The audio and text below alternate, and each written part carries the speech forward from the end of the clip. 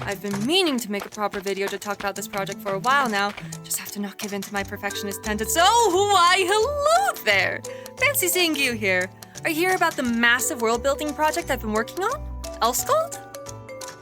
Sorry, this is where I ponder the unappreciated joys of mismatched shocks instead of making videos. Clearly. Well, that and occasionally post about my projects when the mind goblins so permit. In that case, you're in the right place. So, welcome to Elskold. I've briefly dipped into it in the realm of short-form video content, but here's an introduction proper. What happens when you give a neurodivergent girl with way too many special interests to count free reign in creating a fantasy world for stories that explore her many passions and her vision for what a better tomorrow could look like based on her knowledge and said interests? This is absolutely delightful and definitely bordering on insane exoplanet I call Elskold, a setting that aims to blend high fantasy and science fiction into a harmonious emulsion where people coexist with one another and the environments around them and can focus on pursuing their higher needs. You could call it hope punk, but I usually call it solar punk utopian socialism with vegan characteristics. Hope punk works too. Now, I'm all too eager to get stuck into all of this, but I do need to remember to not make this video too daunting of a task to achieve. So, let's stick with the basics. The basics. So, you want to make a setting that's simultaneously high fantasy and sci-fi? Daring. I know. The first step is to acknowledge what science and technology are. A means by which to study the world and even replicate its behaviors for the former, and a means by which to aid and even automate tasks to increase efficiency for the latter. Huh. That almost makes it sound like magic and science aren't opposing forces at all. For what is a spellbook but applied science and a wand but technology? Strange. So, if you want to make magical technology, one ought to have a hard magic system by which they can understand how magic works and how it would likely be automated. Which is exactly what I have done! Magic fundamentals. In Ousionics academic circles, magic is known as Ousionics, stemming from the Greek philosophical concept of ousia, that being, well, being itself. Ousionics is treated as a field of physics that focuses on the principle of ousia and subatomic particles known as ousions and anousions that can catalyze physics when excited in specific patterns and ratios with energy. These particles, unlike some other subatomic particles, will aggregate in areas of high mass, such as planets, into systems that have a tendency to arrange themselves into fields with Pythagorean harmonics, known as ousiospheres. The higher density aggregations along the sides of these fields are known as ley lines. To quote the in-universe textbook, Basics in Ousionics, in the modern world, it's easy to overlook how important ousionics are in our day-to-day lives. Everything from the construction of buildings to whatever device you're reading this book on often utilize ousionics for greater efficiency in tasks. You most likely even know someone who owes their life to the properties of our ousiosphere. Cities are often built along ley lines and the nodes where they cross. Our political structure is designed around the properties of ousionics, and the history of most cultures somehow involves the way they discovered how to manipulate the ousiosphere. Something spherical harmonics with icosahedral symmetry, rank 6 tensor charge multipolar subatomic particles, quantum electrodynamics. It's a lot, but a delicious lot! It's fundamentally based on the idea that even fundamental particles are made up of frequencies and harmonics, but extrapolated into a delightful, fantastical field of physics for our storytelling. From there, moving macroscopic, information about the nature of things is stored as frequencies in the form of ousionic energy. This energy exists on a scale of harmony from wuji, which is unaligned and silent, to taiji, which is purely aligned and comprehensive. Most things, however, exist somewhere in the middle, in a spectrum with 5 poles, inspired by many traditions of classical elements. Harmonicals, or harmony, seeks balance and flow, causing more relaxed behaviors with ousionics. In folklore, harmonicos is often depicted as a sort of water element. Epithemos, or elegy, resonates and lingers, causing mellow yet potent behaviors in ousionics. In folklore, epithemos is often depicted as a sort of air element. Periergos, or whimsy, wild and spontaneous, causing Ousionics to behave in curious yet vigorous ways. In folklore, periergos is often depicted as a sort of nature element. Vivaios, or conviction, seeks stability and reliability, causing consistent yet often rigid behaviors in Ousionics. In folklore, Vivaios is often depicted as a sort of earth element. Zelos, or passion, burns bright and fast, causing powerful bursts that are often quick in Ousionics. In folklore, Zelos is often depicted as a sort of fire element. Applied Ousionics. So, now that we have an understanding of the fundamental nature of this magic system, how does it interact with the lives of people on Elskold? As the Ousiosphere acts almost like a liquid crystal that responds to excitation to perform magic, energy must be introduced into the system with specific strengths and intervals to achieve the desired effects. Different cultures across the planet have discovered various methods by which to do this, collectively referred to as Ousionic languages, and they are classified based on the form of energy used to excite the Ousiosphere. Geomancy, magic performed through magnetic energy, such as with minerals. Choreomancy, magic performed through mechanical energy, such as with dance. Phonomancy, magic performed through phonic energy, such as with instruments. Chemomancy, magic performed through chemical energy, such as with potions. Photomancy, magic performed through radiant energy, such as with lights. Hydromancy, magic performed through elastic energy, such as with water. And psychomancy, magic performed through electrical energy, such as with nerves. Also sometimes called electromancy, especially outside of the context of biological spellcasting. It is important to note that, as with many ways to categorize things, these are not hard categories, as it is very common to mix languages.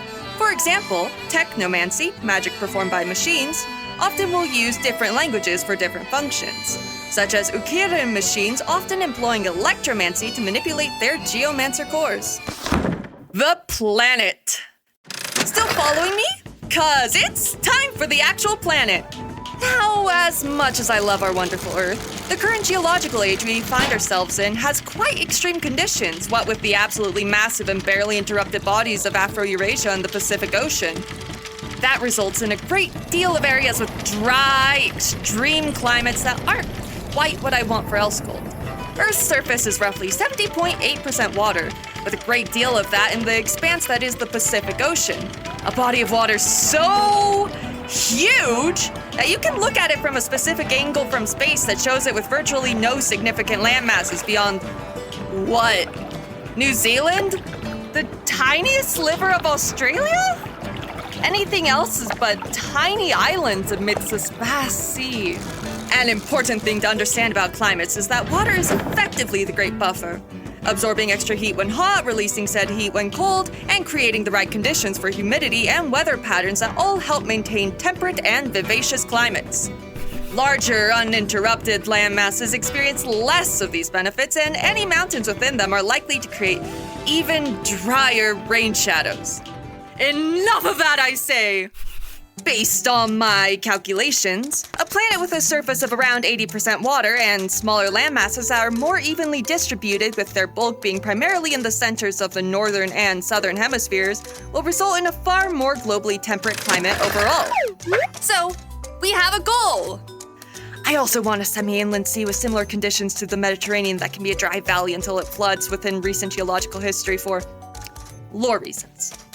Now, as I'm sure most crazy world builders that want to simulate plate tectonics do, I started this project in G-plates, designed a rough starting supercontinent, put in a few cratons, then started the long and arduous journey that is fictional plate tectonics in G-plates. With which I got frustrated with fast. Luckily for me, however, some digging for alternatives led me to discover the free program Rock 3, and the developer's intentions to update it from a noise-based map generator to a proper tectonic simulator. I just had to wait for this update to go live, and Bob's your uncle! Several months later, and aha! It's been released! I then proceeded to run simulation after simulation after simulation, adjusting parameters until I finally got a run that worked with my vision. Now, at least at the point in time when I did this, Rock 3 didn't have a means to check area like G-Plates does, and, well, trying to transfer this map into G-Plates in a way I could check was also a nightmare. After doing some research, this led me to the wonderful QGIS, with which you can easily measure the area vectors on a projected sphere. Perfect! Ages of trying to figure it out later, I was able to figure out enough to find the approximate water percentage of this map, and it wasn't enough water. Okay, Blender, let's use you and your displacement modifier to change the height of the ocean, and voila! 80% achieved, and the land masses look cooler now. Just gotta make a few, or wait, maybe a bit more than a few maps for important geological and hydrological information, and there! Look at them! Aren't they beautiful? Cultures. With the planet's natural conditions all set, we can start developing the more sociological aspects of it all. First off, since the magic languages are a big influence on the different cultures and their history, a pressing question comes into play. Which, continents have the most logical natural conditions for each language to arise? Setting aside one landmass for lore reasons, this is what that looks like. Then, it was a matter of what real-world cultures I want to pull from for each that work well with these languages, as well as a total theme that reflects values I think are important for a healthy society that work well with everything, as this still is a story. That gives us Baititi, core language, Choreomancy, core inspiration, Andean, Brazilian, West African, so Atlantic Congo, core theme, rhythm. Berzat, core language, Photomancy, core inspiration, North African, Southwest Eurasian, so Berber, Turkic Arab, core theme, contrast. Yarkaya, core language, Chemomancy, core inspiration, Slavic, Siberian, Inuit, core theme, innovation.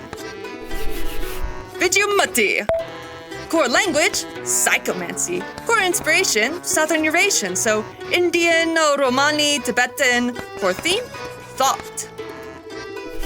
Menur, core language, Phonomancy, core inspiration, Celtic, Germanic, Baltic, Italic, core theme, memory.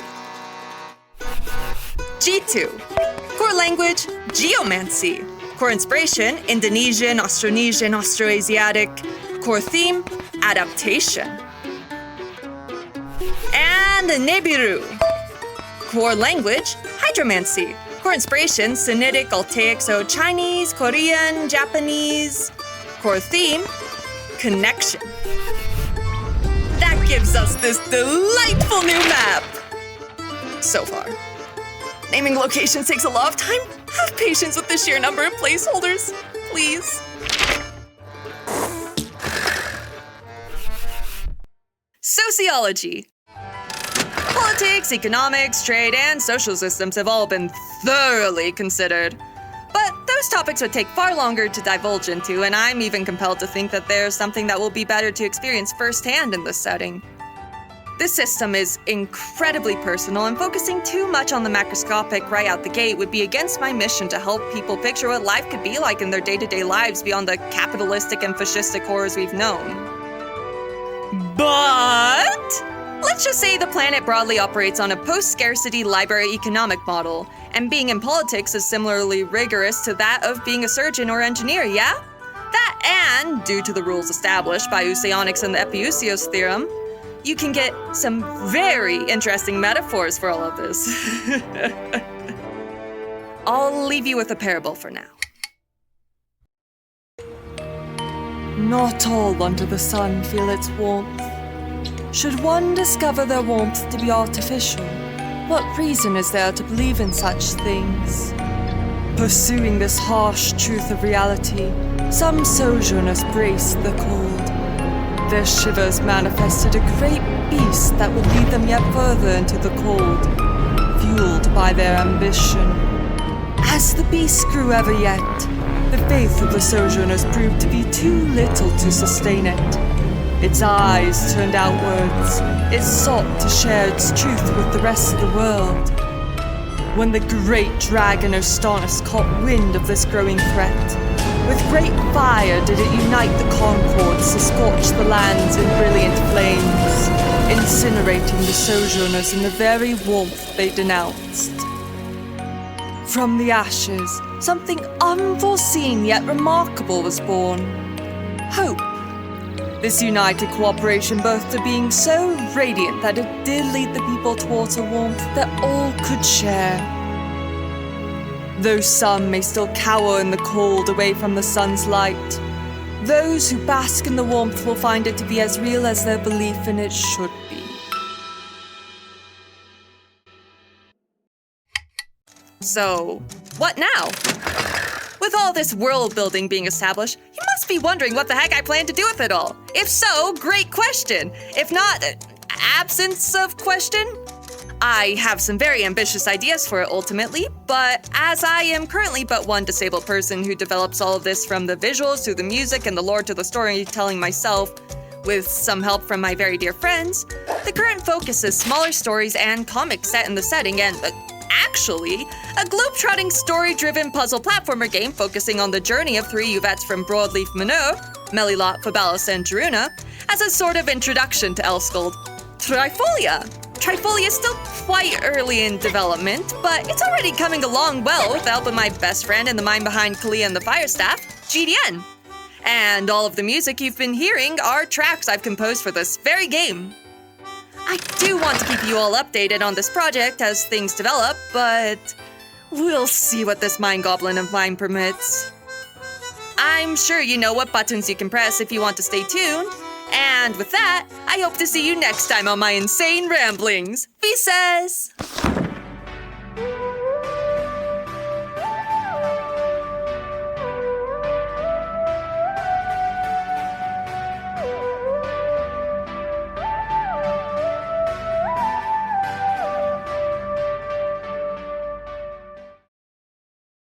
Damn, I made that a lot more complicated than it needed to be.